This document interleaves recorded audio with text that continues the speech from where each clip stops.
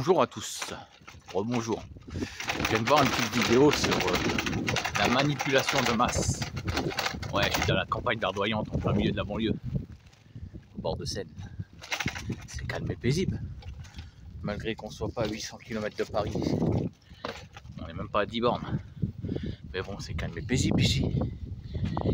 Et bon, j'ai vu une vidéo sur comment ont été créées et comment sont créées toutes les choses qui arrivent. En fait, il explique la manipulation de masse.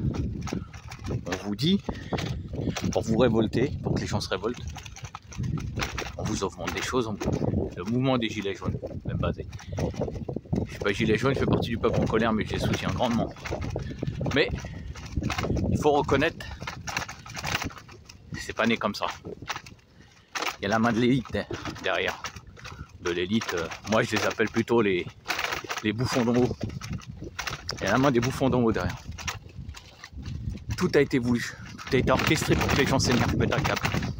Cherchez donc des vidéos d'Atali qui dit de cela il y a plusieurs années qu'il y aura une révolte en France avant 2022. Tout avait été programmé. Vous savez pourquoi? Parce qu'ils savaient très bien qu'il y avait une crise économique qui allait arriver. 2019.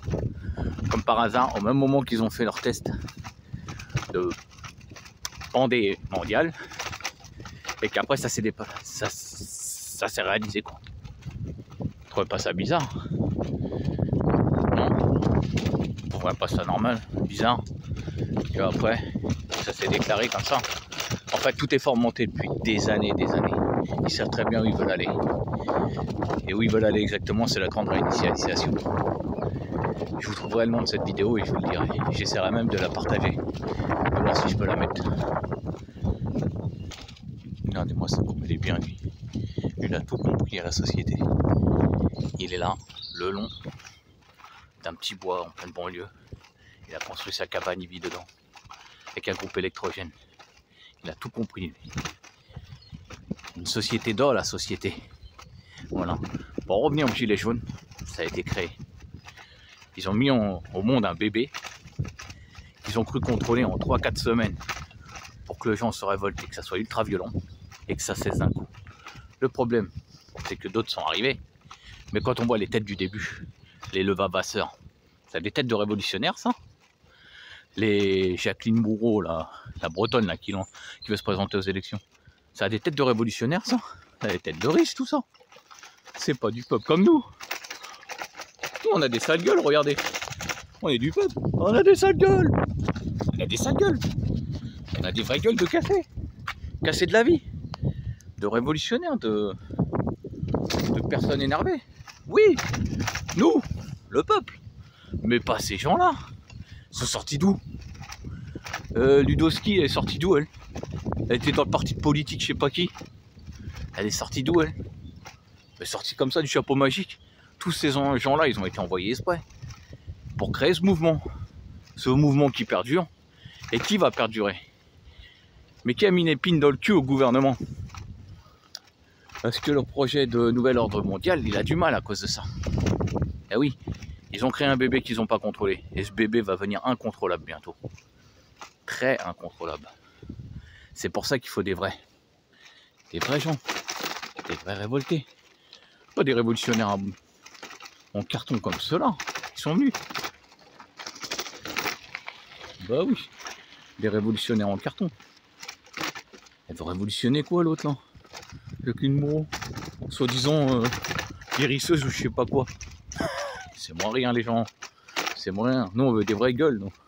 Des vrais révolutionnaires. Les provinciaux de la campagne en font partie. 80% des révolutionnaires, même 85%, c'est les provinciaux. Les Parisiens représentent que 15%, les Parisiens, la région parisienne. Mais il y a un noyau dur quand même. Et après, on a tellement marché 2 ans et demi, tout ça, on marche encore. Vous savez ce qui fera marcher les choses? Vous savez ce qui portera un putain de coup à leur économie de nouvel ordre mondial? La grève de la consommation. La grève de la consommation. Arrête que de consommer toute leur merde. De tomber dans leurs panneaux. De dépenser. D'aller acheter des smartphones tous les 6 mois qui sortent de nouveau pour enrichir des multinationales. Quand on voit, je vous mettrai un documentaire sur ce qui se passe en Afrique. Les pauvres enfants qui vont chercher ça. Ils mangent pas des fois pendant 2 jours. Ils sont tout maigres, ils ont des maux de tête. On leur fait porter des trucs très lourds. On consomme, on tombe dans le truc. Non, rien que pour ces gens-là, qui sont exploités dès leur plus jeune âge. Alors que nos marmots à nous ici, là, ils pètent dans le luxe, ils pètent dans la soie, même si on n'a pas beaucoup de richesse. Ils ont tous les derniers trucs. Arrive à un moment, je pense qu'il faut se remettre en question, les amis. Ok, tout a été créé, tout est créé. Mais n'oublions pas que nous, le peuple, on peut faire tomber cette pyramide en faisant l'inverse de ce qu'ils veulent. Réfléchissons-en. Puis voilà, ma petite balade. On est bien là. Même si on est en banlieue, on respire.